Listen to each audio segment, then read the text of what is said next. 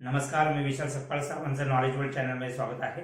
या व्हिडिओ सिरीजमध्ये आपण 11वीचे NCERT Indian constitution at work हे आपण पाहत आहोत। ते पॉलिटीचे एनसीईआरटी आहे। त्यामध्ये जो धडा आहे त्या धड्याचं नाव आहे the philosophy of the constitution. याचा आपण पहिला भाग पाहिलेला आहे, ज्या भागामध्ये आपण याचा अर्थ समजून घेतलेला आहे की राजकीय तत्वज्ञान काय असते की जे संविधानामागे असणं गरजेचं आहे। आता कोणत्याही संविधानामध्ये राजकीय तत्वज्ञान असतं की ज्या आधारावर त्या संविधानाची निर्मिती केली जाते व त्या संविधानाला एक प्रकारे सशक्तपणा आणण्याचा प्रयत्न केला जातो। आता आपण या दुसऱ्या भागामध्ये काय पाहणार आहोत तर भारतीय संविधानाची जे राजकीय तत्वज्ञान आहे त्याचे मुख्य स्तंभ, त्यातील काही स्तंभांची यामध्ये नावं दिलेली आहेत किंवा त्या आपण संकल्पना समजून घेणार आहोत।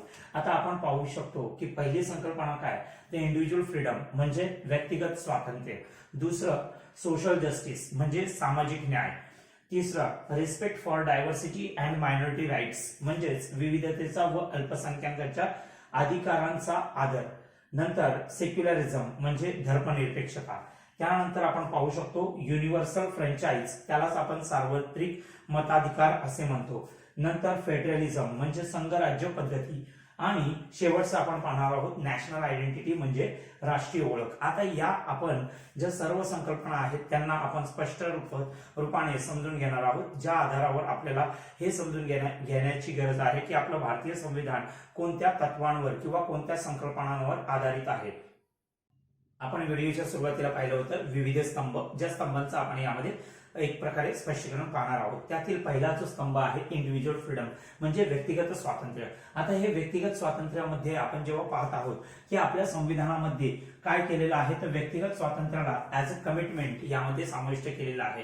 कमिटमेंट म्हणजे काय तर कमिटमेंट म्हणजे वचन। आता आपल्या संविधानकारांनी हे वचन देण्यामागचे कारण काय तर आपल्या संविधानकारांनी आपल्या पूर्ण भारत देशाचे पूर्णपणे काय केले होते, सामाजिक, आर्थिक व राजकीय जीवन पद्धतीचे एक प्रकारे बारकाईने निरीक्षण केले होते। आता हे निरीक्षण केल्यानंतर त्यांना हे लक्षात आलं होतं की जे 150 ते 200 वर्ष जे ब्रिटिशांनी जे राज्य केलं होतं त्यामध्ये जवळजवळ त्यांनी आपली अमानुष अशी पिळवणूक केली होती, आपलं शोषण केलं होतं। आता हे शोषणाचे जर आपल्याला निर्मूलन करायचं असेल तर आपल्याला असं संविधान निर्माण केलं पाहिजे ज्यामध्ये व्यक्तीच्या स्वातंत्र्याला प्राधान्य देण्यात येणं गरजेचं आहे। आता आपण पाहू शकतो की आपले जे संविधानकार होते तेच आपले स्वातंत्र्य सैनिकही होते की ज्यांनी आपल्या स्वातंत्र्य संग्रामात एक प्रामुख्याने एक प्रकारे सहभाग घेतला होता। तर तो सहभाग घेत असताना त्यांनी विशिष्ट गोष्टींचा जो अनुभव घेतलेला होता तर त्या अनुभवाला त्यांनी अनुसरूनच आपले संविधान बनवलेले होते। आता त्यानंतरच आपण यामध्ये पाहू शकतो की आपल्या स्वातंत्र्य संग्रामामध्ये भारतीय राष्ट्रीय काँग्रेस या ज्या संघटनेचा खूपच मोठा असा मौलिक वाटा होता। तर त्यांनी एक प्रकारे जो आपण म्हणू शकतो व्यक्तिगत अधिकारांना किंवा व्यक्तिगत स्वातंत्र्याला त्यांनी खूपच प्राधान्य दिले होते। त्यांनी सांगितले होते नॉन निगोशिएबल व्हॅल्यू म्हणजे कोणतीही तडजोड न करता आपल्याला हे संविधानामध्ये समाविष्ट करणं गरजेचं आहे की ज्याद्वारे आपण व्यक्तीला स्वातंत्र्य देऊ शकतो। व्यक्तीला फक्त एक प्रकारे देशाला स्वातंत्र्य मिळून उपयोग नाही होणार, तर त्यांना काय करणं गरजेचं आहे तर त्याच्या वैयक्तिक विकासासाठी पण त्याला एक स्वातंत्र्य देणं गरजेचं आहे। आता होतं काय, बऱ्याच वेळा असं होतं की कोणत्याही देशामध्ये जेव्हा देशाला स्वातंत्र्य आहे पण व्यक्तीला स्वातंत्र्य नाही तर अशा देशाचा विकास होणं एक प्रकारे अशक्यच मानलं जाऊ शकतं। आता आपण पाहू शकतो तर असं काय ब्रिटिशांनी शोषण केलं होतं की ज्याद्वारे व्यक्तिगत स्वातंत्र्याला एवढं प्राधान्य देण्याची गरज लागली। आपण यामध्ये पाहू शकतो फ्रीडम ऑफ प्रेस। आता ब्रिटिशांनी जे आपल्या काळ्या प्रशासनाबद्दल कोणत्याही प्रकारे लोकांमध्ये कोणतीही जनजागृती होऊ नये त्यामुळे त्यांनी काय केलं होतं तर वर्तमानपत्रांवर बंदी घातली होती। वर्तमानपत्रामध्ये काय छापणार किंवा वर्तमानपत्रामध्ये कोणती बातमी येणार याबद्दल ब्रिटिशांना पूर्व जाणीव केल्यानंतरच किंवा त्याची माहिती असल्यानंतरच ते काय करत असत तर वर्तमानकारांना किंवा वर्तमानपत्रांना परवानगी देत असत। आता आपण यामध्ये पाहू शकतो की यामुळेच आपल्या जे स्वातंत्र्य सैनिक होते किंवा आपले घटनाकार होते यांनी काय केलं तर विशेष प्राधान्य दिलं की आपल्या देशामध्ये फ्रीडम ऑफ प्रेस असणं गरजेचं आहे। म्हणजे काय तर वृत्तपत्र छापण्याचा अधिकार असणं गरजेचं आहे। आता यामध्ये जर आपण पाहिलं तर आपल्या संविधानामध्ये असा कोणताही फ्रीडम ऑफ प्रेस या नावाने असा कोणताही अधिकार समाविष्ट केलेला नाही, परंतु तो अधिकार फ्रीडम ऑफ एक्सप्रेशन म्हणजे काय अभिव्यक्ती स्वातंत्र्य। आता अभिव्यक्ती स्वातंत्र्य देण्याचा अर्थच असा होतो की तो म्हणजे फ्रीडम फ्रीडम ऑफ प्रेस म्हणजे व्यक्तीला व्यक्त होण्याचा अधिकार असणं. आता व्यक्तीला व्यक्त होण्याचा अधिकार म्हणजे तो काय करू शकतो, तर मुक्त छंद या प्रकारे तो काय करू शकतो, आपले विचार लोकांसमोर पोहोचवू शकतो. आता ते विचार जर पोहोचवायचे असतील तर तो प्रकाशनाचा पण आधार घेऊ शकतो. आता प्रकाशनाचा आधार घेण्याची गरज काय असते म्हणजे काय, तर आपले विचार जे असतात ते पुस्तक रूपातून किंवा वर्तमानपत्रातून आपण लोकांसमोर मांडू शकतो आणि ते मांडल्यानंतर लोकांना त्याबद्दल आपण काय करू शकतो, जनजागृती करू शकतो. आता आपण पाहिलं तर आजच्या भारत देशामध्ये एखादी व्यक्ती नागालँडमध्ये असू शकते, एखादी व्यक्ती मध्य प्रदेशमध्ये असू शकते किंवा एखादी व्यक्ती उत्तराखंडमध्ये असू शकते आणि त्याच्या विचाराबद्दल जी माहिती असते ती वर्तमानपत्रातून किंवा विशिष्ट पुस्तकातून आपल्याला कळत असते व त्यातूनच लोकांना त्या व्यक्तींबद्दल माहिती मिळत असते. आपण पाहू शकतो की सुंदरलाल बहुगुणा म्हणजे उत्तराखंडमध्ये ज्यांनी एक प्रकारे चिपको मुवमेंट केली होती. म्हणजे काय, तर आपल्या वन संवर्धन करण्यासाठी त्यांनी काय केलं होतं, तर स्वतःचं एक प्रकारे बलिदान देण्यापर्यंत त्यांनी त्याग केला होता. आता ह्या गोष्टी आपल्याला समजल्या कशा, तर त्या आपल्याला समजण्यासाठीच आज या संविधानाचा आपल्याला खूप फायदा होत आहे, फ्रीडम ऑफ एक्सप्रेशन किंवा फ्रीडम ऑफ प्रेस. आता या गोष्टीतूनच आपल्याला भारत देशामध्ये ज्या कोणत्या कोणत्या गोष्टी होत असतात त्याबद्दल सविस्तर माहिती मिळत असते. म्हणजे आपल्या संविधानकारांनी एक प्रकारे जे व्यक्तिगत स्वातंत्र्य दिलं होतं ते व्यक्तिगत स्वातंत्र्य एवढ्या विस्तारपूर्वक विचार करूनच देण्यात आलेलं होतं. दुसरं आपण पाहू शकतो फ्रीडम ऑफ कॉन्शियन्स म्हणजे काय, तर आता यामध्ये सत्सद विवेक बुद्धीचा अधिकार आणि किंवा स्वातंत्र्य. आता आपण हे पाहू शकतो की हे स्वातंत्र्य देण्याचं गरज काय, तर व्यक्तीला कोणताही निर्णय घेण्यामध्ये त्यामध्ये कोणतंही राज्य बंधन घालणार नाही किंवा राज्याच्या स्तरावर तो आपलं निर्णय घेणार नाही. तर ते निर्णय घेण्यामध्ये व्यक्ती स्वतःच्या व्यक्तिगत फायद्याचा विचार करूनच किंवा समाजाचा फायद्याचा विचार करूनच तो काय करत, तो निर्णय घेईल. म्हणजे यामध्येच आपण पाहू शकतो की समाजामध्ये आपण एक प्रकारे अशी अभिव्यक्ती इथे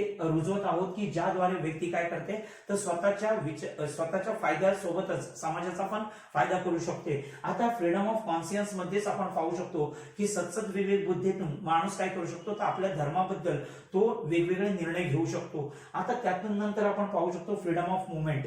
आता फ्रीडम ऑफ मुवमेंट ब्रिटिशांनी त्यांच्या काळामध्ये रौलट कायदा.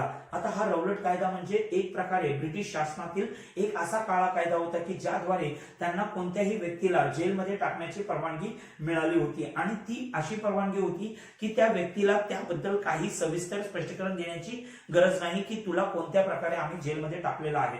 म्हणजे काय, तर व्यक्तीचं एक प्रकारे स्वातंत्र्य पूर्णपणे त्यामध्ये आपण म्हणू शकतो की संपुष्टात आणण्याचा प्रयत्न ब्रिटिशांनी केला होता. त्यामुळेच आपल्या संविधानकारांनी फ्रीडम ऑफ मुवमेंट आता म्हणजे काय, तर व्यक्ती काय करू शकते, पूर्ण देशामध्ये संचार करू शकते. आता हे संचार करत असताना त्याला कोणत्याही प्रकारचं बंधन नसावं, पण ती व्यक्ती काय असावी, निष्कलंक किंवा देशासाठी घातक नसावी. अशा व्यक्तीला हे पूर्णपणे स्वातंत्र्य काय करू शकतो, तर ते मिळवण्याचे पूर्णपणे अधिकार दिलेले आहेत. याचाच अर्थ आपण म्हणू शकतो की आपलं जे संविधान आहे ते एक प्रकारे उदारमतवादाला अनुसरूनच होतं. आता जे उदारमतवाद असतं त्या उदारमतवादामध्ये काय करतात, तर व्यक्तीच्या वैयक्तिक स्वातंत्र्याला खूप प्राधान्य दिलेलं असतं. आता या प्रकारे आपण यातला पहिला स्तंभ समजून घेतलेला आहे. आता यामध्ये आपण पाहणार आहोत दुसरा स्तंभ, तो म्हणजे सोशल जस्टिस किंवा सामाजिक न्याय. आता हे समजून घेण्यापूर्वी आपल्याला भारतीय संविधानाची रचना समजून घेणं गरजेचं आहे. Indian constitution is a liberal म्हणजे भारतीय संविधान हे उदारमतवादावर आधारित आहे. आता उदारमतवादावर जरी आधारित असलं तरी उदारमतवादामध्ये काय असतं, तर व्यक्तिगत स्वातंत्र्याला खूपच महत्व दिलेलं असतं. आता व्यक्तिगत स्वातंत्र्याला महत्व देत असतानाच आपल्याला जर पाहिलं तर पाश्चिमात्य देशातील उदारमतवाद हा आपल्या देशातील उदारमतवादापेक्षा खूपच वेगळा आहे. आता याचं जर उदाहरण पाहायचं असेल तर आपल्याला अमेरिकेचं उदाहरण पाहावं लागेल.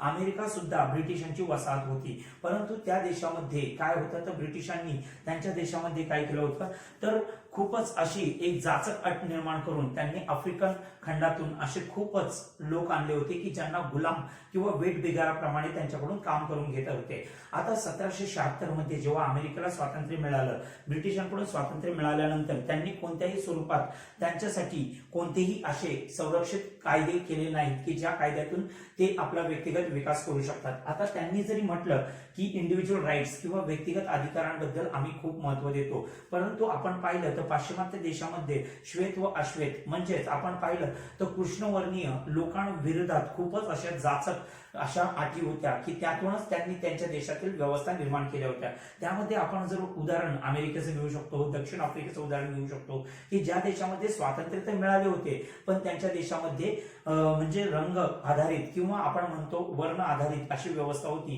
की ज्यामुळे त्यांच्या देशामध्ये जे श्वेत होते तेच काय करत होते, राज्य करत होते व अश्वेत लोकांना कायमच काय होतं, जाचक अटींना सामोरं जावं लागत होतं. पण भारतीय समाज रचना ही खूपच वेगळी होती. भारतीयांनी फक्त ब्रिटिशांकडून 150 ते 200 वर्ष शोषण नव्हतं सहन केलं, तर भारतातील जी जातीय व्यवस्था होती ती पण खूप जाचक स्वरूपाची होती. ज्यामध्ये आपण पाहू शकतो की भारत समाज हा काय होता, तर भारतीय समाजामध्ये 4 वर्ण व्यवस्था होत्या. आता त्या वर्ण व्यवस्थेमध्ये आपण जर पाहिलं तर ब्राह्मण, क्षत्रिय, शूद्र, वैश्य अशा वर्ण होते. पण त्यातील आपण जर पाहिलं तर शूद्रांचं खूपच असं शोषण करण्यात आलं होतं आणि त्या शोषणातूनच त्यांना समाजात कायमच निम्न स्तरावर कार्य करावं लागत होतं. तर आपल्या संविधानकारांनी यांना गोष्टींना जाणीव करूनच आपण काय केलं होतं, तर आपल्या संविधानाची निर्मिती केली होती. की काय निर्मिती करायची होती, तर आपल्याला हे माहिती होतं की या ज्या शूद्र वर्णीयांचं जे एक प्रकारे शोषण झालेलं आहे त्यांना समाजात एक स्तर देणं गरजेचं आहे. तर तो स्तर देण्यासाठी आपल्याला व्यक्तिगत अधिकारांना तर प्राधान्य द्यावंच लागेल, पण त्याच आधारावर आपल्याला एक आरक्षण व्यवस्था पण निर्माण केली जाईल की ज्या आरक्षण व्यवस्थेमध्ये आपण काय करू शकतो की राईट टू इक्वॅलिटी म्हणजे काय, तर एक प्रकारे समानतेचा अधिकार. आता समानतेचा अधिकार नुसता देऊन जमणार नाही, तर ज्यांचं शोषण झालेलं आहे त्यांना त्यांचं एक प्रकारे उच्चाटन करण्यासाठी, एक प्रकारे त्यांना समाजात वरच्या स्तरावर येण्यासाठी खूप प्रकारे प्रयत्न करावे लागतील व ते प्रयत्न करताना त्यांना कोणत्या तरी प्रकारे मदत करता येईल का, या विचारातूनच एक आरक्षण व्यवस्था निर्माण केली होती. आता या आरक्षण व्यवस्थेचं बऱ्याच वेळा असं अर्थ लावला जातो की त्यातून आपण समानता संपुष्टात आणत आहोत, पण यातून समानता संपुष्टात आणलेली नाही. कारण की आपल्या देशातील किंवा इतिहासातील आपण जातीय व्यवस्था पाहिली तर ती खूपच जाचक होती. म्हणजे ज्यामध्ये समाज हा अशा प्रकारे विभागलेला होता की ज्यामध्ये निम्न स्तरातील लोक जे होते ते आपल्या विकासापासून सोडा तर आपल्या व्यक्तिगत स्वातंत्र्याचा विचार पण करू शकत नव्हते. आता अशा व्यक्तींना जर आपण आरक्षण रूपी जर व्यवस्थेतून आपण समाजात त्यांना विविध स्तरांवर जर आपण दर्जा दिला तर त्यातून ते काय करू शकतात, एक प्रकारे तर कायदे प्रणालीमध्ये किंवा अशा निर्णय प्रक्रियेमध्ये समाविष्ट होऊ शकतात. तर आपल्या संविधानकारांनी तर त्यांना आरक्षण व्यवस्था कोणत्या स्तरावर दिलेली आहे, तर ती आरक्षण व्यवस्था एक प्रकारे लेजिस्लेचर्स म्हणजे जे आपले कायदे मंडळ असते, ज्यामध्ये आपण पाहू शकतो आपल्या केंद्रामध्ये जे पार्लमेंट असतं किंवा संसद असतं त्यामध्ये SC ST म्हणजे अनुसूचित जाती, अनुसूचित जमाती या वर्गांच्या लोकांना काय दिलेलं आहे, आरक्षण दिलेलं आहे. त्याच प्रकारे आपण पाहिलं तर मंडल आयोगाच्या आधारानुसार आपण ओबीसीला पण म्हणजे इतर मागासवर्गीय जे लोक होते त्यांना पण आपण आरक्षण दिलेलं आहे की ज्याद्वारे ते आपल्या समाजाचं प्रतिनिधित्व कायदे मंडळात करू शकतात. तसेच त्या प्रकारे आपण त्यांना रिझर्वेशन सरकारी नोकऱ्यांमध्ये सुद्धा दिलेलं आहे. आता सरकारी नोकऱ्यांमध्ये जेव्हा रिझर्वेशन दिलेलं आहे किंवा आरक्षण दिलेलं आहे त्यातून त्यांना एक प्रकारे समाजामध्ये आपलं स्थान निर्माण करण्याचा एक हक्क मिळाला, अधिकार मिळाला. आता यातूनच ते काय करू शकतात की एक प्रकारे जे समाजात आपलं निम्न स्तरावर जे झालेलं शोषण होतं त्या शोषणातून बाहेर येऊन ते राईट टू इक्वॅलिटी म्हणजे समानतेचा अधिकार एक प्रकारे आनंदानं उपभोगू शकतात. या प्रकारे आपली व्यवस्था निर्माण केलेली होती. आता जे भारतीय जे उदारमतवाद होतं ते वेस्टर्न उदारमतवादापेक्षा खूपच वेगळं होतं, पाश्चिमात्य उदारमतवादापेक्षा खूपच वेगळं होतं. पाश्चिमात्य उदारमतवाद हे व्यक्तीच्या स्वातंत्र्यालाच फक्त जरी प्राधान्य देत असेल तरी त्यांनी कोणत्याही प्रकारे सोशल जस्टिस म्हणजे सामाजिक न्याय किंवा आरक्षण व्यवस्था अशा प्रकारे कोणतीही व्यवस्था निर्माण केलेली नव्हती. आता याचं उदाहरण जर पाहिलं तर अमेरिका 1776 मध्ये स्वतंत्र झालेला होता, परंतु त्यांच्या देशामध्ये जे अश्वेत होते किंवा कृष्णवर्णीय जे लोक होते त्यांना पूर्णपणे मतदानाचा अधिकार किंवा विशिष्ट पदांवर जाण्याचा अधिकार मिळवण्यासाठी पण असा शतकांचा संघर्ष सहन करावा लागला. आता यातूनच पाहू शकतो की भारतामध्ये असे खूपच विचारवंत होते की ज्या विचारवंतांनी आपल्या उदारमतवादामध्ये आपलं एक योगदान दिलेलं आहे. त्यामध्ये प्रामुख्याने नाव घेऊ शकतो राजा राम मोहन रॉय यांनी सती व्यवस्था जी होती ती सती प्रथा व्यवस्था पूर्णपणे संपुष्टात आणण्यासाठी खूप प्रयत्न केले होते. आता सती व्यवस्था काय होती तर ज्यामध्ये पतीच्या मृत्यूनंतर त्या पत्नीला काय करावं लागत होतं, तर आपल्या पतीच्या चितेवर एक प्रकारे आपली कुर्बानी द्यावी लागत होती, आपलं बलिदान द्यावं लागत होतं. यातूनच ते समजत होते की यामध्ये आपण काय करतोय, तर राईट टू इक्वॅलिटी म्हणजे काय, समानतेचा अधिकार फक्त काय देतोय, तर पुरुषांना देतोय, तो स्त्रियांना देत नाही. आपण पाहू शकतो केशवचंद्र सेन यांनी विधवा पुनर्विवाह अशा विचारांवर आपले मत ठाम ठेवले व त्यांनी काय केलं, तर समाजामध्ये ज्या विधवा अल्प वयामध्ये होतात त्यांना एक प्रकारे काय करू शकतो, पुनर्विवाहाचा आपण अधिकार देऊ शकतो. स्वामी विवेकानंदांना आपण पाहू शकतो तर त्यांनी हिंदू धर्मामध्ये सुद्धा काय केलं, उदारमतवादी विचारांना प्राधान्य दिलं. यातूनच आपण पाहू शकतो की आपलं भारतीय उदारमतवाद जे होतं ते क्लासिकल वेस्टर्न सेन्स पेक्षा वेगळं होतं. म्हणजे काय, पाश्चिमात्य उदारमतवादापेक्षा खूपच वेगळं होतं. पाश्चिमात्य देशांनी कायमच व्यक्तीला स्वातंत्र्य देण्याच्या नावाखाली खूपच जाचक अशा प्रकारे व्यवस्था निर्माण केल्या, पण भारतामध्ये तशा व्यवस्था नव्हत्या. कारण की भारतीयांना खूपच आपली जी जाणीव होती ती फक्त एक ब्रिटिशकालीन समाजातील जाणीव नव्हती, तर आपली ऐतिहासिक जाणीव ठेवूनच त्यांनी ह्या व्यवस्थेचा निर्मिती करण्याचा प्रयत्न केलेला होता. आता आपण यामध्ये तिसरा स्तंभ पाहणार आहोत, respect for diversity and minority rights. म्हणजे काय, विविधतेचा व अल्पसंख्याकांच्या अधिकाराबाबत आदर बाळगणे. आता यामध्ये आपण पाहू शकतो की भारतीय संविधानाने सर्वात जे प्राधान्य दिलेलं आहे ते प्राधान्य कशाला दिलेलं आहे, तर आपल्या ज्या देशातील जी विविधता आहे ती विविधता आपल्याला त्यांचा आदर बाळगणे गरजेचं आहे. आता हे आदर का बाळगणे का गरजेचं आहे ते पण आपल्याला समजून घेणं गरजेचं आहे. आपल्या देशामध्ये जी विविधता आहे ती धार्मिक आधारावर आहे, जातीवर आधारावर आहे, भाषिक आधारावर आहे, तसेच सांस्कृतिक आधारावर आहे. अशी विविधता असताना आपल्या देशाला जर एकसंध ठेवायचं असेल तर आपल्याला एकमेकांच्या भाषांबद्दल, धर्मांबद्दल किंवा संस्कृतींबद्दल आपल्याला काय करावं लागेल, आदर बाळगावा लागेल किंवा त्याबद्दल विशिष्ट आपल्याला एक कार्यपद्धती निर्माण करावी लागेल. आता यातूनच आपण पाहू शकतो की पाकिस्तानचं उदाहरण आपण घेतलं तर पाकिस्तान या देशाने भारतापासून फाळणी करून त्यांनी काय केलं, तर धार्मिक आधारावर देश बनवला. परंतु आजही पाहिलं तर त्या देशामध्ये इव्हन त्यांनी मुस्लिम आधारावर त्यांनी देश बनवला, पण त्यांच्या देशामध्ये आजही कोणत्याही स्वरूपाची समानता किंवा एकता निर्माण होऊ शकलेली नाही. परंतु भारत हा देश असा जो आहे की ज्याला 1947 मध्ये फाळणीसारखं दुर्दैव पाहावं लागलं, परंतु आपल्या देशामध्ये सुद्धा बरेच असे मुस्लिम होते ज्यांनी भारतावर विश्वास ठेवून या देशामध्ये राहण्याचा निर्णय घेतला. आजही ते मुस्लिम एक प्रकारे सुखी आहेत की त्यांनी जो घेतलेला निर्णय आहे त्या निर्णयामध्ये त्यांना आनंद बऱ्याच वेळा त्यांनी तो उपभोगलेला आहे. आता याचा अर्थ काय होतो, तर आपल्या देशामध्ये हिंदू, मुस्लिम, शीख, ईसाई किंवा विविध धर्मीय जे लोक आहेत त्या धर्माच्या लोकांना आजही भारताबद्दल खूप असं प्रेम असतं आणि ज्या प्रेमातूनच आपल्या देशामध्ये विविधतातून एकता निर्माण झालेली आहे. म्हणजे आपण पाहू शकतो आपल्या सैन्यांमध्ये असे विविध धर्माचे, पंथाचे लोक असतात की जे फक्त भारत मातेसाठी किंवा आपल्या भारताच्या संरक्षणासाठी लढत असतात. आपण पाहिलं तर आपल्या देशामध्ये एवढ्या प्रचंड अशा भाषा आहेत की ज्या भाषांना आपण समजून घेण्याचा जरी प्रयत्न केला तर आपलं पूर्ण आयुष्य त्यामध्ये कामी लागेल. म्हणजे काय, तर आपल्याला एवढ्या भाषा असताना सुद्धा आपल्या देशामध्ये आज एकता आहे.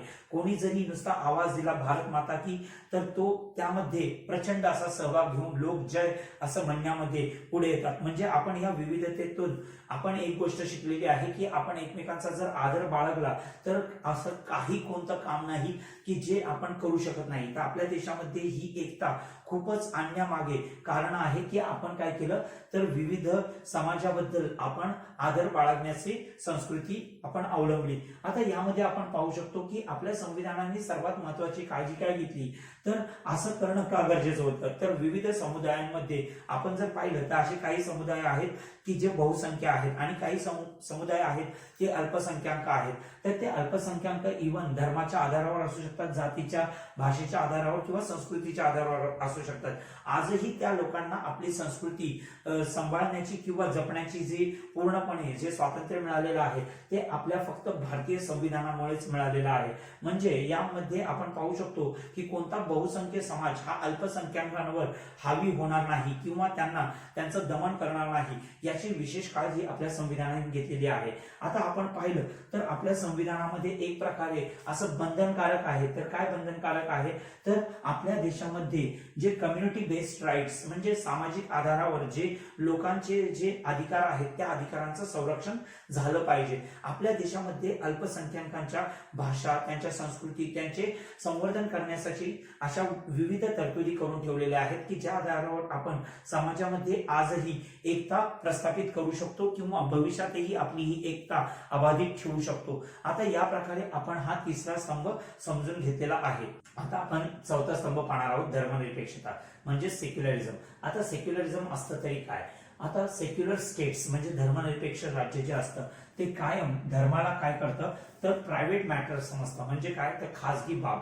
आता व्यक्तीची जर खासगी बाब असेल तर त्यामध्ये कोणत्याही प्रकारे राज्य हस्तक्षेप करणार नाही किंवा कोणत्याही प्रकारचा अडथळा आणण्याचा किंवा अडथळा निर्माण करण्याचा प्रयत्न करणार नाही. तसेच राज्य कोणत्याही एका विशिष्ट धर्माला प्राधान्य देणार नाही व तसेच त्या धर्माला राज्यस्तरीयवर कोणताही मान्यता देणार नाही. म्हणजे आपण जर पाहिलं यामध्ये उदाहरण की पाकिस्तानचं किंवा इराणचं, तर त्या देशांमध्ये त्यांनी काय केलेलं आहे तर त्यांच्या देशातील व्यवस्था त्यांनी अशा प्रकारे प्रस्थापित केलेली आहे की विशिष्ट धर्म म्हणजे मुस्लिम धर्माला त्यांनी प्रामुख्याने खूपच असे महत्व दिलेलं आहे आणि त्यांच्या देशामध्ये मुस्लिम व्यवस्थेवरच त्यांच्या देशामध्ये कायदे केलेले जातात. परंतु भारतीय व्यवस्था जी आहे ती पूर्णपणे वेगळी आहे. भारतामध्ये विविध धर्माचे लोक राहतात व अशा लोकांना आपल्या देशाबद्दल जर अभिमान वाटावा असे जर असेल तर त्यासाठी आपल्याला धर्मनिरपेक्ष राज्य किंवा धर्मनिरपेक्ष देश असणं गरजेचं आहे. हे आपल्या संविधानकारांनी पूर्णपणे ओळखून होते. त्यामुळेच त्यांनी काय केलं तर आपल्या संविधानामध्ये अशा काही तरतुदी केल्या की ज्या तरतुदींद्वारे आपल्या देशामध्ये धर्मनिरपेक्षता स्पष्टपणे रुजवली जाईल. आता यामध्ये जर पाहिलं तर आपले संविधान जे आहे ते मुळातच धर्मनिरपेक्ष आहे. आता धर्मनिरपेक्ष जरी असले तरी धर्मनिरपेक्षता किंवा धर्मनिरपेक्ष तर अशाबद्दल कोणतीही स्पष्ट अशी तरतूद नव्हती. म्हणजे 1976 मध्ये जी इंदिरा गांधींनी आणीबाणीच्या काळामध्ये जी 42वी घटना दुरुस्ती केली त्या घटना दुरुस्तीद्वारे भारतीय संविधानाच्या प्रस्तावनेमध्ये म्हणजे जे इंडियन कॉन्स्टिट्यूशनल प्रिएम्बल जे आहे त्यामध्ये सेक्युलर वर्ड म्हणजे धर्मनिरपेक्षता किंवा धर्मनिरपेक्ष ही जी संकल्पना आहे त्याला जोडण्यात आलेला आहे. म्हणजे यातून आपण स्पष्टपणे सांगितलं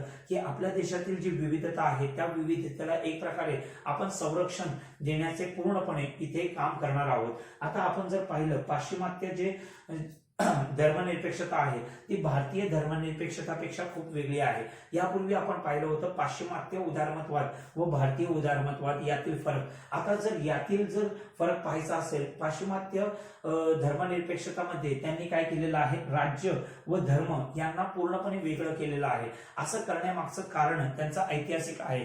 पूर्वी त्यांच्यामध्ये काय होतं तर त्यांच्या देशामध्ये असं एक प्रकारे व्यवस्थापन होतं किंवा प्रशासन होतं की ज्यामध्ये धर्माला प्राबल्य दिलेलं होतं. आता आपण जर पाहिलं तर त्यांच्यामध्ये ख्रिश्चन धर्माला खूपच महत्व होतं पाश्चिमात्य संस्कृतीमध्ये आणि त्यामध्ये त्यांनी काय केलं होतं तर जे पोप होते जे चर्चचे प्रमुख असायचे ते काय करायचे तर राज्याच्या प्रशासनामध्ये राज्याला मार्गदर्शन करणे व त्याला नियंत्रित करण्याचे ते काम करत असेल. परंतु जे आपण पाहिलं पुनर्जागरणानंतर म्हणजे काय तर औद्योगिक क्रांती किंवा असे विशिष्ट जे शोध लागले त्यानंतर आपण जर पाहिलं तर असे खूप काही आमूलाग्र बदल झाले की ज्यानंतर राज्यांना असं पूर्णपणे जाणवू लागलं की आपण धर्मांच्या एक प्रकारे आपण बेडीमध्ये अडकलेलो आहेत त्या आणि त्यामुळे आपण आपला विकास करू शकत नाही. त्यामुळे त्यांच्या देशामध्ये त्यांनी काय केलं असा आमूलाग्र बदल केला व त्यांच्या संस्कृतीमध्ये त्यांनी असं सेक्युलरिझम किंवा असं धर्मनिरपेक्षता अवलंबली की ज्यामध्ये राज्य आणि धर्म एकमेकांपासून पूर्णपणे वेगळे असतील. ते एकमेकांना मार्गदर्शन करणार नाहीत किंवा ते एकमेकांच्या कार्यामध्ये कोणत्याही प्रकारे हस्तक्षेप करणार नाहीत. यातूनच आपण समजू शकतो की भारतीय धर्मनिरपेक्षता ही कोणत्या प्रकारे वेगळी आहे त्याबद्दल आपल्याला यापुढे पाहायचं आहे. आता यामध्ये आपण पाहू शकतो की ज्या देशांमध्ये धर्मनिरपेक्षता नसते त्यामध्ये होणारे नुकसान. आता नुकसान कोणते तर आपण पाहिलं तर state which lend support to organise religions make them more powerful than they really are. म्हणजे बऱ्याच वेळा अशा देशांमध्ये काय केलं जातं तर धर्माला प्राधान्य दिलं जातं व ते स्वतःची सत्ता बळकट करण्यासाठी धर्माचा वापर करतात किंवा गैरवापर करतात. आपण जर पाहिलं पाकिस्तानमध्ये बऱ्याच वेळा असं केलं जातं की धार्मिक भावनेवर ते काय करतात लोकांना मागणी करतात किंवा त्याचा आधार घेऊन ते लोकांचा एक प्रकारे शोषण करतात. म्हणजे काय तर लोकांचे मूळ मुद्द्यांना ते कोणतेही हात न लावता ते काय करत असतात, फक्त धार्मिक भावनांच्या आधारावर समाज रचना प्रस्थापित करण्याचा प्रयत्न करतात. पाकिस्तानमध्ये आज जर पाहिलं तर त्यांच्या देशामध्ये खूपच अशा प्रकारे आर्थिक व्यवस्था पूर्णपणे कोलमडलेली आहे, परंतु त्यावर लक्ष न देता ते फक्त धार्मिक आधारांवरच बऱ्याच गोष्टींवर ते आपलं लक्ष केंद्रित करून आहेत. आता आपण असं पाहिलं तर ह्याचंच उदाहरण अजून पाहिलं तर इराणमध्ये पण तशीच व्यवस्था आहे. इराणमध्ये तर एवढी व्यवस्था आहे की त्यांच्या देशातील ज्या रिलिजियस ऑर्गनायझेशन्स म्हणजे ज्या धार्मिक संस्था आहेत त्या धार्मिक संस्था काय करत असतात, तर लोकांच्या धार्मिक वैयक्तिक स्वातंत्र्यावर पण ते काय करत असतात, एक प्रकारे नियंत्रण ठेवण्याचा प्रयत्न करतात. आता यातूनच आपण समजू शकतो की व्यक्ती काय करणार, म्हणजे त्या व्यक्तीने धर्माचे कोणत्या प्रथा परंपरांचं पालन करतो की नाही त्यावर नियंत्रण ठेवण्याचं काम जेव्हा या धार्मिक संस्था करू लागतात व त्यावर राज्य कोणत्याही प्रकारचं नियंत्रण ठेवत नाही, त्यातूनच हे समजू शकतो की त्या व्यक्तीचं वैयक्तिक स्वातंत्र्य पूर्णपणे संपुष्टात आलेलं आहे. कोणत्याही धर्माचं संरक्षण करण्याच्या नावाखाली आपण व्यक्तीच्या अधिकारांना आपण प्राधान्य देणार नसेल तर त्या धर्माद्वारे त्या लोकांची पिळवणूक केली जात आहे असे आपण म्हणू शकतो. आता भारतीय जे धर्मनिरपेक्षता आहे ते आपण पहिल्यांदाच पाहिलं होतं की पाश्चिमात्य धर्मनिरपेक्षतेपेक्षा वेगळं आहे. पण ते कोणत्या प्रकारे वेगळं आहे, तर पाश्चिमात्य धर्मनिरपेक्षतेमध्ये राज्य व धर्म पूर्णपणे वेगळं आहे आणि ते कोणत्याही प्रकारे एकमेकांमध्ये हस्तक्षेप करत नाहीत, परंतु भारतामध्ये असं नाही. कारण की जर आपण पाहिलं तर पाश्चिमात्य धर्मनिरपेक्षतेमध्ये तसं असण्याचं कारण काय, तर त्यांच्या देशामध्ये काय तर एकच धर्म खूपच प्राबल्य असतं ते म्हणजे ख्रिश्चनिटी किंवा ख्रिश्चन धर्म. तसं भारतामध्ये नाही, भारतामध्ये विविध धर्म आहेत. आता अशा धर्मांमध्ये जर पाश्चिमात्य धर्मनिरपेक्षता जर आपण अवलंबली असती तर अशातून धार्मिक तेढ निर्माण झाली असती. त्यामुळेच आपण काय केलं, राईट्स ऑफ रिलिजियस ग्रुप्स म्हणजे काय, तर आपल्या देशामध्ये ज्या विविध धार्मिक संस्था आहेत किंवा विविध जे धर्म आहेत ते आपल्या संस्थांद्वारे आपले विविध कायदे करू शकतात व त्यांचे नियंत्रण करू शकतात व तसेच ते त्यांच्या धार्मिक कार्याबद्दल पूर्णपणे स्वतंत्र आहेत. परंतु आपण हे पण पाहू शकतो की आपल्या राज्यांना त्या धार्मिक संस्थांवर पण नियंत्रण ठेवण्याचा पूर्णपणे अधिकार आहे. तर असा अधिकार देण्यामागचं कारण काय, तर आपल्या देशामध्ये जर आपण पाहिलं तर ऐतिहासिक प्रकारे जर अस्पृश्यता ही जी व्यवस्था होती की ज्यामध्ये समाजामध्ये अशी एक जाचक व्यवस्था होती की ज्यामध्ये लोक एकमेकांना काय करत होते, एक माणूस किंवा एक मनुष्य या प्रकारे न पाहता ते प्रकारे काय करत होते, तर त्या लोकांचं पिळवणूक करत होते. अशामुळे लोकांना खूप अशा जाचक व्यवस्थेला सामोरं जावं लागत होतं. त्यामुळे आपल्या संविधानकारांनी जेव्हा संविधान बनवलं तेव्हा आपल्या संविधानामध्ये कलम 17 मध्ये अस्पृश्यतेचे निर्मूलन करण्यात येईल असे पूर्णपणे जाहीरपणे सांगण्यात आलं. तसंच आपण पाहिलं तर सद्यस्थितीमध्ये जे मोदी सरकार आहे त्या मोदी सरकारने सुद्धा एक ट्रिपल तलाक म्हणजेच 3 तलाक हा जो कायदा होता की ज्याद्वारे आपले कलम 14 ज्यामध्ये आपण काय करतो की समानतेचा अधिकार देत असतो, ते समानतेचा अधिकारामध्ये आपण पाहिलं तर ट्रिपल तलाकद्वारे किंवा 3 तलाकद्वारे काय केलं जात होतं, तर महिलांना असं असमान वागवलं जात होतं. तर त्याद्वारे आपण काय केलं, तर राज्याचा हस्तक्षेप करून अशी जी जाचक अट होती ती अट आपण काय केली, तर ती तिथून काढून टाकण्याचा प्रयत्न केलेला आहे. या प्रकारे आपण जर पाहिलं तर भारतीय संविधानातील जी धर्मनिरपेक्षता आहे ती खूपच एक प्रकारे मॅच्युअर्ड धर्मनिरपेक्षता आहे किंवा प्रगल्भ धर्मनिरपेक्षता आहे असे आपण म्हणू शकतो. यामध्ये आपण 5वा स्तंभ पाहणार आहोत, युनिव्हर्सल फ्रँचाइज सार्वत्रिक मताधिकार. सार्वत्रिक मताधिकार म्हणजे काय, तर स्थानिक जनतेला मतदानाचा अधिकार असणे. कोणत्याही लोकशाहीमध्ये किंवा निवडणूक प्रक्रियेमध्ये जेव्हा आपण लोकांना मतदानाचा अधिकार देतो तर त्याद्वारे ते आपले स्थानिक प्रतिनिधी निवडत असतात की ज्याद्वारे ते त्यांच्या देशासाठी किंवा स्थानिक पातळीसाठी काय करत असतात, तर धोरण निर्मिती करत असतात. आता या धोरण निर्मितीमध्ये जर स्थानिक जनतेचा सहभाग असेल तर तेव्हा त्या धोरणांच्या पूर्णपणे संरक्षण करण्याची जबाबदारी सुद्धा त्या स्थानिक जनतेवर येते.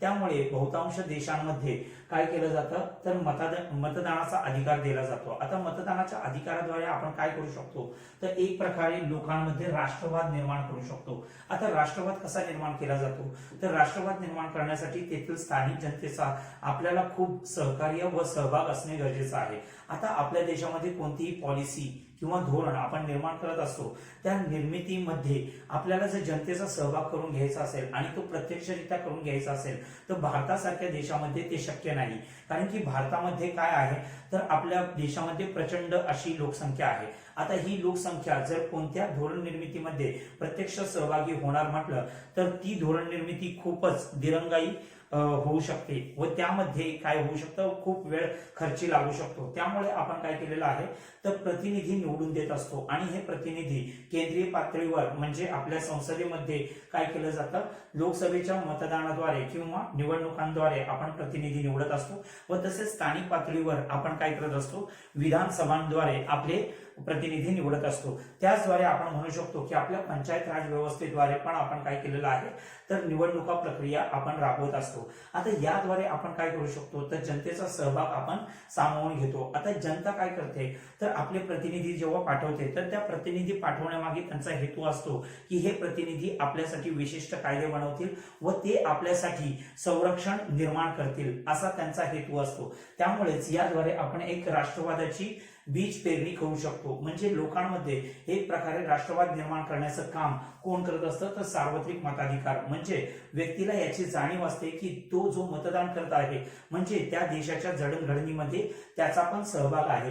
आता आपण पाहू शकतो जे आपला भारतीय राष्ट्रवाद आहे तो भारतीय राष्ट्रवाद काय आहे तर तो प्रत्येक व्यक्तीला काय देतो तर एक किंमत देतो. म्हणजे काय तर समाजामध्ये बहुसंख्य असे विविध धर्म, जाती किंवा पंथ आहेत आणि त्या धोरणांच्या निर्मितीसाठी जर प्रत्येक व्यक्तीचा सहभाग असेल तर त्या व्यक्तीच्या सहभागाद्वारे आपण भारतीय राष्ट्रवाद एक प्रकारे सशक्त बनवू शकतो. आता त्यानंतर पाहू शकतो की आपल्या देशामध्ये अशी व्यवस्था निर्माण करण्याची गरज का आहे तर आपल्या देशामध्ये रिजिड ट्रॅडिशनल हायरार्कीज म्हणजे काय तर एक प्रकारे ऐतिहासिक आपल्या देशामध्ये जातीयवाद असा होता की ज्या जातीयवादाद्वारे आपण म्हणू शकतो की श्रेणीबद्ध समाज रचना निर्माण झालेली होती ज्यामध्ये 4 वर्ण असे होते व त्यामध्ये समाजामध्ये फक्त काही विशिष्ट वर्णांनाच सहभाग होता. त्यामुळे अशा प्रकारे जर समाजाची जर आपल्याला जडणघडण करायची असेल आणि त्यामध्ये जर अशी श्रेणीबद्ध व्यवस्था असेल तर त्याद्वारे काय होऊ शकतं तर त्यातील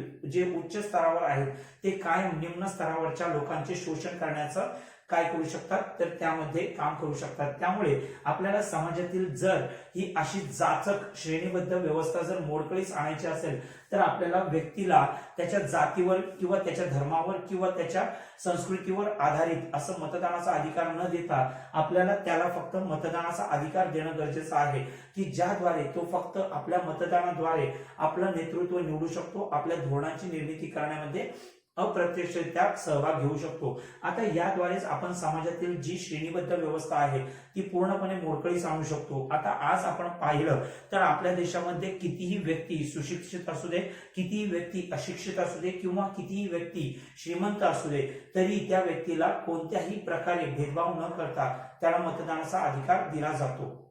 सार्वत्रिक मताधिकारासाठी असे बरेच असे प्रयत्न करण्यात आले. त्या प्रयत्नांमध्ये आपण विशेष प्राधान्य देऊ शकतो ते या बिलांना. आता हे बिल किंवा विधेयक याद्वारे आपण काय केलं होतं तर आपण ब्रिटिशांसमोर जे विविध आपल्या ज्या मागण्या केल्या होत्या त्या मागण्यांद्वारे आपण हे स्पष्ट केलं होतं की आम्ही काय करणार आहोत तर सर्वांना मताधिकार देणार आहोत. तर त्यामध्ये पहिला प्रयत्न जो मानला जातो the constitution of India bill म्हणजे याला आपण स्वराज बिल असे म्हणतो, जो 1895 मध्ये लोकमान्य टिळक यांच्याद्वारे प्रस्तावित करण्यात आला होता. त्यानंतर कॉमनवेल्थ ऑफ इंडिया बिल 1925 किंवा 1925 मध्ये ॲनी बेझंट यांच्याद्वारे या विधेयकाला काय केलं होतं तर समोर ठेवण्यात आलं होतं. आणि त्यानंतर आपण म्हणू शकतो नेहरू रिपोर्ट 1928 चा जो नेहरू रिपोर्ट आहे त्याद्वारे सुद्धा आपण काय केलं होतं तर वयाचे 21 वर्ष पूर्ण झालेल्या लोकांना मताधिकार असेल आणि तो मताधिकार देण्यासाठी आपल्याला त्याची कोणतीही जात, पात, पंथ, धर्म, लिंग या गोष्टीचा आपण कोणताही विचार करणार नाही, फक्त त्याच्या वयाची 21 वर्ष पूर्ण झालेली असावीत असा यांचा उद्देश होता. याद्वारे आपण समजून घेऊ शकतो की आपल्या भारतीय राष्ट्रवादामध्ये प्रत्येक व्यक्तीच्या मूल्यांना किंवा त्याच्या तत्वांना महत्त्व दिलेले होते. आपल्या संविधान सभेतील एक सदस्य होते अल्लादी कृष्णस्वामी अय्यर. त्यांनी असे मत प्रकट केले होते की आपल्या देशामध्ये जर लोकशाही जर प्रस्थापित करायची असेल तर प्रत्येक व्यक्तीला आपल्याला धोरण निर्मितीमध्ये सहभागी करून घ्यावं लागेल. अशाद्वारे आपण समाजाला एक संध ठेवू शकतो व अशा समाजामध्ये आपण काय करू शकतो तर एक स्वातंत्र्याची बीज पेरू शकतो की ज्यांना स्वातंत्र्याचे महत्त्व पण प्राप्त होईल व त्याद्वारे ते काय करू शकतात तर समाजामध्ये लोकशाही प्रस्थापित करण्यासाठी मदतही करतील. म्हणजे आपण पाहू शकतो की आपली जी घटना निर्मिती करणारे जे लोक होते किंवा आपले घटनाकार होते त्यांनी विशेष अशी काळजी घेतली होती की समाजातील विशिष्ट वर्गाला प्राधान्य न देता समाजातील सर्व लोकांना सर्व स्तरावर प्राधान्य दिले गेले पाहिजे व त्याद्वारे आपण समाजरचना केली पाहिजे. आता आपण पुढचा स्तंभ पाहणार आहोत, संघराज्य पद्धती म्हणजेच फेडरलिझम. आता फेडरलिझम म्हणजे काय असतं तर federal government is one in which powers are divided. आता पॉवर्स म्हणजे ज्या शक्ती असतात त्यांचं विभाजन केलेलं असतं आणि ते विभाजन विविध गटांमध्ये केलेलं असतं. आता आपण भारतासारखा जर प्रचंड देश बघितला की जो लोकसंख्येच्या आधारावर किंवा आपण भूभागाच्या आधारावर बघितला तर त्या देशाचा विस्तार खूप मोठा आहे.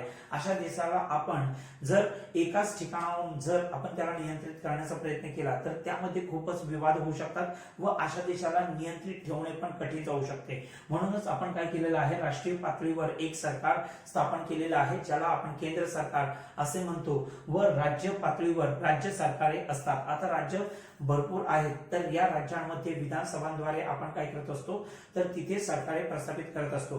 परंतु आता यांच्यामध्ये काय केलेलं असतं तर शक्तींचं विभाजन केलेलं असतं. आता हे शक्तीचं विभाजन अशा प्रकारे केलेलं असतं की ज्यामध्ये दोघांची मान्यता असणे गरजेचं आहे, ज्यामध्ये केंद्राची व राज्यांची मान्यता व सहमती असल्यामुळे काय होऊ शकतं तर कोणताही विवाद आपण टाळू शकतो. आता आपण पाहिलं तर ही जी शक्तींची जी विभागणी आहे ती संविधानामध्येच करणं गरजेचं आहे.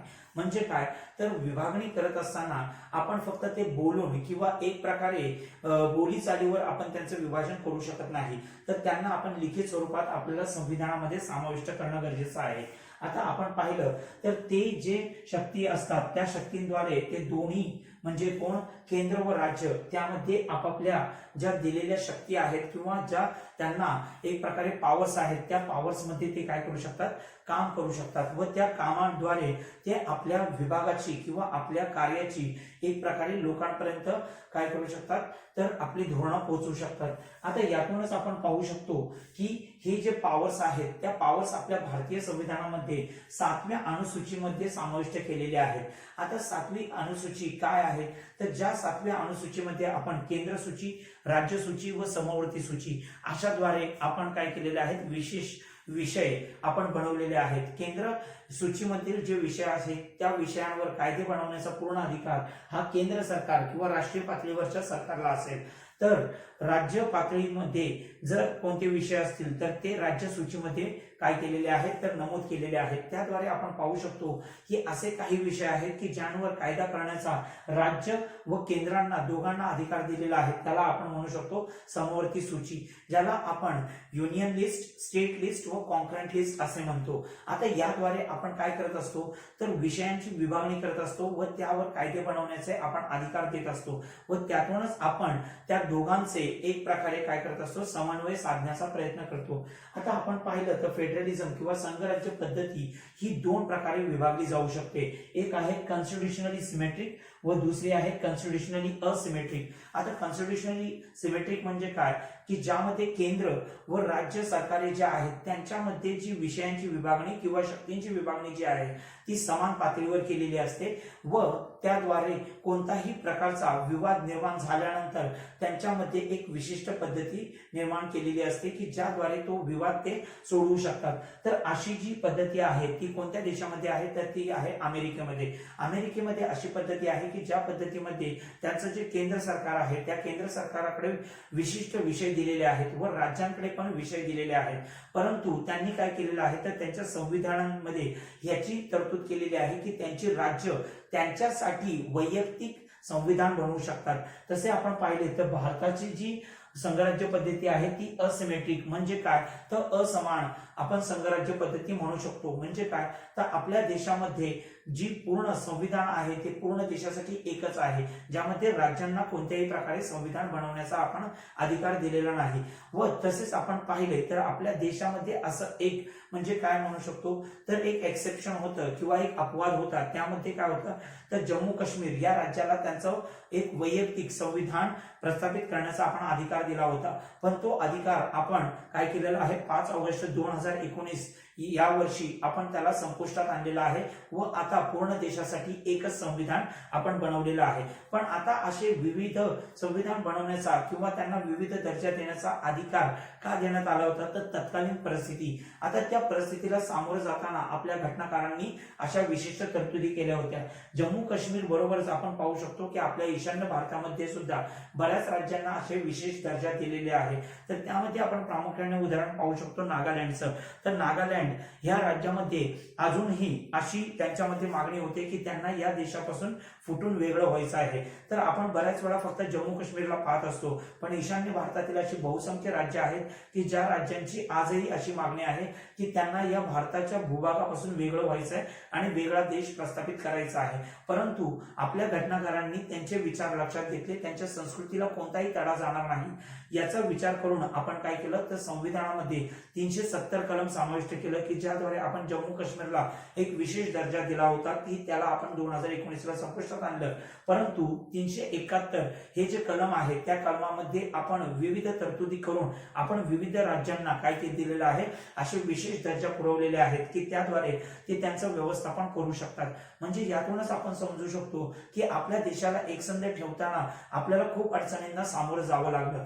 तर त्यांना सामोरं जाताना आपण काय केलं, तर असमेटिक असमान संघराज्य पद्धती स्वीकारली का, तर अशा काही राज्यांना जर आपण विशेष दर्जा दिला व त्या राज्यांचं आपण जर मत आपल्या पूर्ण भारताकडे जर वळवून घेतलं तर ते आपल्यासाठी फायदेशीर आहे। म्हणजे कोणत्याही राज्याला दुखवून आपल्यामध्ये समाविष्ट करून घेणं आपल्यासाठी घातक ठरलं असतं। म्हणूनच आपण काय केलं, तर परिस्थितीनुसार त्यांना सामावून घेण्यासाठी आपण विशिष्ट त्यांच्यासाठी काय केलेले आहेत, तरतुदी केलेल्या आहेत। आपण असंच एक उदाहरण पाहू शकतो सिक्कीम राज्याचं। सिक्कीम हे राज्य 1947 रोजी आपल्या देशामध्ये नव्हतं, ते 1975 मध्ये आपल्या देशामध्ये समाविष्ट करण्यात आलं होतं। तर तेव्हा त्यांना काय केलं, तर त्यांना समाविष्ट करत असताना त्यांना विविध तरतुदीद्वारे त्यांना असे विशेष अधिकार देण्यात आले होते।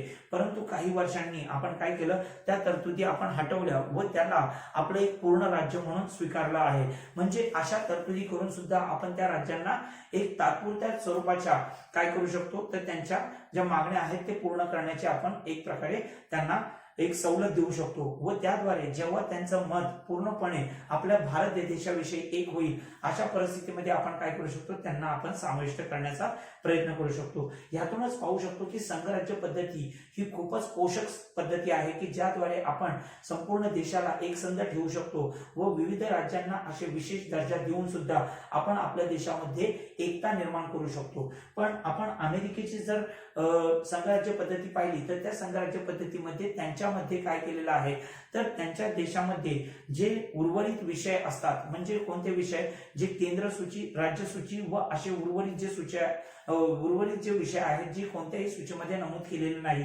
ते राज्याकडे दिलेले आहेत। परंतु भारतामध्ये तसं केलेलं नाही।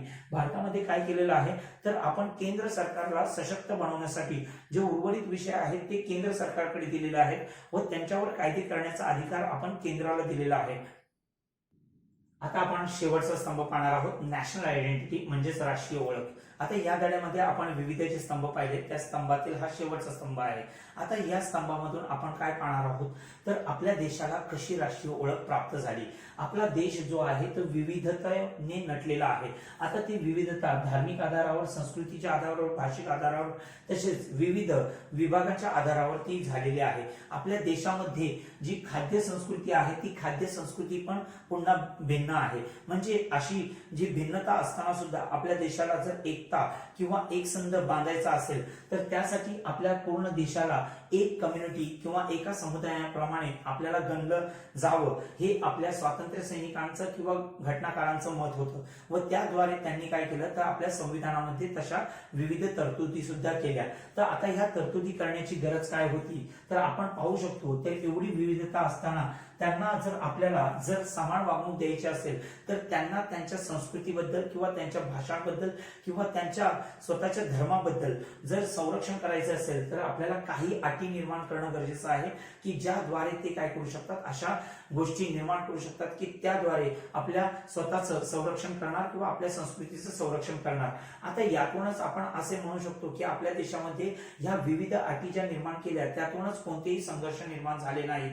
म्हणजे आपल्या देशामध्ये जे विविध धर्म, विविध पंथ, विविध जाती हे जे आहेत त्यांनी कोणताही संघर्ष निर्माण न करण्यामागचे कारणच हे आहे की आपल्या घटनाकारांनी घेतलेली काळजी. आता आपण सर्वात महत्त्वाचं पाहणार आहोत की आपल्या घटनाकारांनी अजून एक घेतलेली काळजी म्हणजे काय, तर कम्युनल इलेक्टोरेट, म्हणजे कोणताही जातीय किंवा धर्माच्या आधारावर आपण मत विभागणी केलेली नाही. म्हणजे ब्रिटिशांनी जाणीवपूर्वक देशामध्ये तेढ निर्माण करण्यासाठी त्यांनी काय केलं होतं, तर विविध धर्माच्या लोकांना त्यांच्याच लोकांनी मतदान करून निवडून द्यावं अशा प्रकारची त्यांनी विभागणी केली होती. परंतु भारतीय संविधानकारांना ही जाणीव होती की आपण जर असं केलं तर आपण ब्रिटिश राज्य फक्त आपण इथून घालवू, पण त्याद्वारे आपण त्यांनी जी संस्कृती निर्माण केली होती की जे आपल्या देशामध्ये एक प्रकारे भिन्नता निर्माण करत आहे, अशा पद्धतींना आपण खतपाणी न घालता आपल्या देशामध्ये एक प्रकारे एकता निर्माण करण्यासाठी आपल्याला अशा कम्युनल इलेक्टोरेटला हटवणं गरजेचं आहे. त्यामुळे आपण काय केलं होतं, अशा कम्युनल इलेक्टोरेटला आपण रिजेक्ट केलं होतं किंवा त्यांना आपण स्वीकारलं नव्हतं. आता त्याद्वारे आपण काय केलं, तर आपल्या देशाची जी एकता आहे त्या एकतेला आपण प्राधान्य दिलेलं आहे. आता यातूनच आपण आज जे पाहत आहोत ते हे विविध स्तंभ आहेत आणि या स्तंभांद्वारे आपण खूप माहिती घेतलेली आहे. आता यामध्ये पाहू शकतो आपल्या संविधानाचे काही वैशिष्ट्य की जी वैशिष्ट्य आपण विविध पैलूमधून आधीच पाहिली होती, परंतु यामध्ये आपण त्यांना स्पष्ट स्वरूप असे देणार आहोत. Faith in political deliberation. आता जे विविध जे स्तंभ होते त्या स्तंभांची जी निर्मिती होती ती निर्मिती करण्यासाठी सुद्धा आपल्या घटनाकारांनी किंवा आपल्या घटना समितीतील सदस्यांनी खूप काळजी घेतली होती, त्याच्यावर चर्चा केली होती. आता पॉलिटिकल डेलिब्रेशन म्हणजे काय, तर विविध पैलूंवर आपल्याला चर्चा करणं गरजेचं आहे, पण ते चर्चा करत असताना आपल्याला वादविवाद न करता आपल्याला संवाद करणं गरजेचं आहे.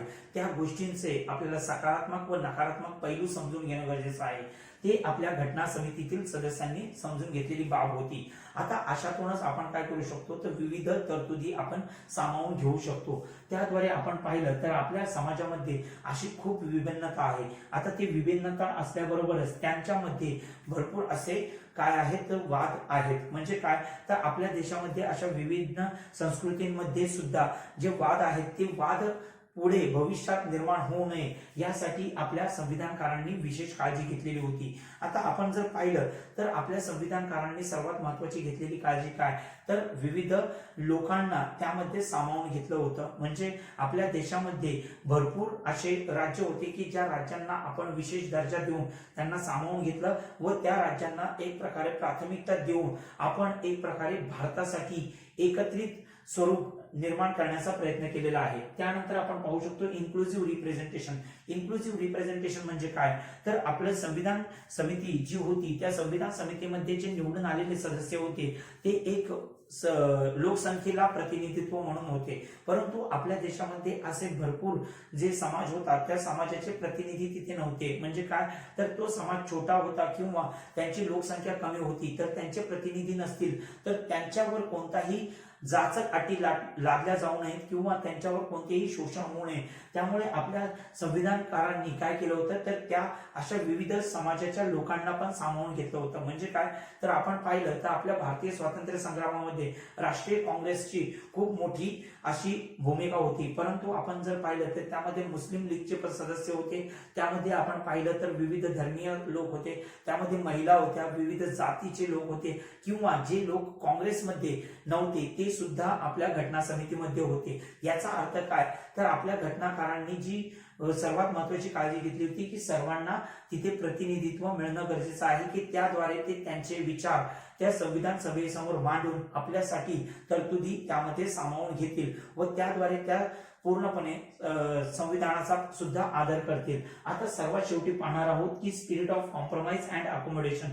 कॉम्प्रोमाइज म्हणजे काय, तर आपण बऱ्याच अशा तरतुदी जेव्हा सामावून घेतल्या तेव्हा भरपूर राज्यांना आपण विशिष्ट दर्जे दिले होते किंवा त्या दर्जातून आपण त्यांना काही अशी स्थानिक प्राथमिकता दिली होती, त्याद्वारे त्यांना आपण भारतामध्ये सामावून घेतलं होतं. आता हे सामावून घेताना त्यामध्ये आपल्याला कॉम्प्रोमाइज करणं गरजेचं होतं. आता कॉम्प्रोमाइज करणं म्हणजे काय, तर आपण पाहिलं जम्मू काश्मीरसाठी एक विशिष्ट दर्जा दिलेला होता. तो दर्जा म्हणजे का, तर तत्कालीन परिस्थितीमध्ये आपल्याला जम्मू काश्मीरला भारतामध्ये सामावून घेणं गरजेचं होतं. भारत जेव्हा 1947 मध्ये स्वतंत्र झाला होता तेव्हा भारताची खूपच वेगळी अशी अवस्था होती आणि त्या अवस्थेतून बाहेर पडायचं असेल तर त्यावेळी आपल्याला वादविवाद करण्यापेक्षा संवाद ठेवणं खूप गरजेचं होतं. हे आपल्या घटनाकारांना पूर्णपणे ठाऊक होतं, त्यामुळे त्यांनी अशा विशेष काळजी घेतल्या होत्या. आता कॉम्प्रोमाइज मध्ये आपण अजून पाहू शकतो की आपल्या देशामध्ये अशी विभिन्नता होती व त्याचद्वारे आपण पाहू शकतो आपल्या देशामध्ये श्रेणीबद्ध जातीय रचना होती. आता ही जातीय रचना आपल्याला जर समूळ नष्ट करायची असेल तर आपण काय केलं पाहिजे, तर ज्या लोकांचं ऐतिहासिक पातळीवर जे आपण पाहिलं की शोषण झालेलं होतं, त्या शोषणातून त्यांची मुक्ती होण्यासाठी त्यांना आपण काय केलं, आरक्षण ह्या पद्धतीद्वारे त्यांना सामावून घेतलं. व आता आपण धड्याचा शेवट करणार आहोत आणि या धड्याच्या शेवटामध्ये आपण पाहणार आहोत आपल्या संविधानावर होणाऱ्या टीका. आता त्या टीका आपल्याला समजून घेताना त्यामागची आपल्याला कारण पण समजून घेणं गरजेचं आहे. सर्वात पहिली टीका जी आहे ती बल्की डॉक्युमेंट म्हणजे काय, तर आपलं संविधान एक प्रचंड महाकाव्याप्रमाणे आहे. तर ते असं असण्यामागचं कारण काय, तर आपल्या देशामध्ये जे केंद्र सरकार व राज्य सरकार त्यांच्या प्रशासनाबद्दल ज्या तरतुदी आहेत त्या पूर्णपणे स्पष्टपणे आपण त्यामध्ये नमूद केलेले आहेत. तसेच आपल्या देशामध्ये जी न्यायपालिका आहे त्याविषयी सुद्धा आपण तरतुदी त्यामध्ये सामावून घेतलेल्या आहेत. तसेच आपण पाहू शकतो की आपल्या स्थानिक पातळीवरचे जे सरकार आहेत किंवा आपण म्हणू शकतो पंचायत राज योजना की याद्वारे आपल्या ज्या स्थानिक पातळीवरचे जे सरकारांची जी निर्मिती आहे किंवा त्यांच्या कार्यपद्धती आहेत त्यांच्याबद्दल सुद्धा तरतुदी यामध्ये आपण स्पष्ट दिलेले आहेत. तसेच आपण पाहिलं तर आपल्या संविधानामध्ये आपण जर विविध आयोग म्हणजे ज्याला आपण निवडणूक आयोग, केंद्र लोकसेवा आयोग यांच्या बद्दल सुद्धा अशा विविध तरतुदी दिलेल्या आहेत. त्यामुळे त्या तरतुदीमुळेच आपल्या संविधानाचा प्रचंडपणा तिथे दिसून येतो. आता आपण दुसरी टीका पाहू शकतो, कॉन्स्टिट्यूशन इज अनरिप्रेझेंटेटिव्ह म्हणजे काय, तर आपले संविधानकार जे निवडून आले होते ते निवडण्याची प्रक्रिया जी होती ती प्रक्रिया वन मॅन वन वोट या प्रकारावर नव्हती. म्हणजे काय, तर संपूर्ण देशातील लोकांनी मतदान नव्हते केलेलं, तर काही ठराविक लोकांनी मतदान करूनच ते लोक तिथे निवडून गेलेले होते. परंतु असे जरी असले तरी आपल्या संविधानकारांनी ती काळजी घेतली होती की आपल्या देशातील जी विविधता आहे त्या विविधतेला सामावून घेणाऱ्या त्यांनी तरतुदी त्यामध्ये समाविष्ट केल्या होत्या. त्यामुळे अनरिप्रेझेंटेटिव्ह म्हणून आपल्या संविधानकारांचे एक प्रकारे आपण तिथे अपमान केल्यासारखं होऊ शकतो. परंतु आपण यावर लक्षात घेणं गरजेचं आहे की कोणत्याही देशामध्ये जे संविधान निर्माण करत असतो तर ते निर्माण करत असताना विविध गटांना तिथे प्राधान्य मिळणं गरजेचं आहे किंवा तिथे त्यांना आपले जे प्रतिनिधित्व पाठवण्यासाठी त्यांना मतदानाचा अधिकार मिळणं सुद्धा गरजेचं आहे. आता त्यानंतर पाहू शकतो बॉरोड डॉक्युमेंट म्हणजे काय, तर आपल्या संविधानावर अशी टीका केली जाते की आपलं संविधान बनवत असताना आपण विविध देशांच्या संविधानाचा आधार घेतला व त्यांच्या देशातील तरतुदी आपण सामावून घेतल्या. परंतु ही टीका पण आपण पूर्णपणे काय करू शकत नाही, मान्य करू शकत नाही. तर ती मान्य न करण्यामागचं कारण काय, तर सर्वात महत्वाचं कारण हे आहे की आपण ज्या तरतुदी इतर देशांच्या आधारावर आपण स्वीकारलेल्या आहेत परंतु त्या आपल्या भारतीय संस्कृतीला किंवा भारतीय समाजाला किंवा भारतीय प्रशासनाला कशा पोषक ठरतील याच आधारावर त्या आपण सामावून घेतलेल्या आहेत. त्यामुळे आपण ह्या जर टीका पाहिल्या तर त्या टीकांचा विचार न करता आपल्या संविधानाला आपण अजून सशक्त करण्यासाठी खूप प्रयत्न केले पाहिजेत. 1950 साली जे संविधान अस्तित्वात आले ते आज 2023 पर्यंत एक प्रकारे यशस्वी वाटचाल करत आहे. हेच आपल्या सर्व टीकांवर असलेलं उत्तर आपण म्हणू शकतो. आता यामध्येच आपण आता या धड्याचं पूर्णपणे स्पष्टीकरण पाहिलेलं आहे. त्या धड्याचं नाव होतं the philosophy of the constitution. आता हे पाहिल्यानंतर आपण या धड्याला पूर्ण समजून घेतलेलं आहे. आता यामध्येच मला सांगायचं आहे की मी या धड्याचं जे विश्लेषण केलेलं आहे ते विश्लेषण तुम्ही पूर्णपणे पाहिल्यानंतर तुमच्या ज्या कमेंट्स आहेत त्या कमेंट्स तुम्ही मला कळवा. तुम्ही व्हिडिओला लाईक करा व चॅनलला सबस्क्राईब करा. तसेच हा व्हिडिओ जास्तीत जास्त युपीएससी व एमपीएससी करणाऱ्या लोकांपर्यंत पोहोचवा. कारण की एनसीईआरटीज जे आहेत ते एनसीईआरटीज मराठीमध्ये नाहीत आणि त्यांचे स्पष्टीकरण मराठीमध्ये आपल्याला मिळत नाही. त्यामुळे त्याच्यावर जे व्हिडिओ आहेत ते व्हिडिओ बनवण्याचा मी एक हा छोटा प्रयत्न केलेला आहे. आता त्याचद्वारे आपण आपल्या संविधानाची पण माहिती घेतलेली आहे. आता याच्या पुढचे व्हिडिओ पण तुम्हाला असे मिळत राहावेत, त्यामुळे तुम्ही चॅनल सबस्क्राईब करा.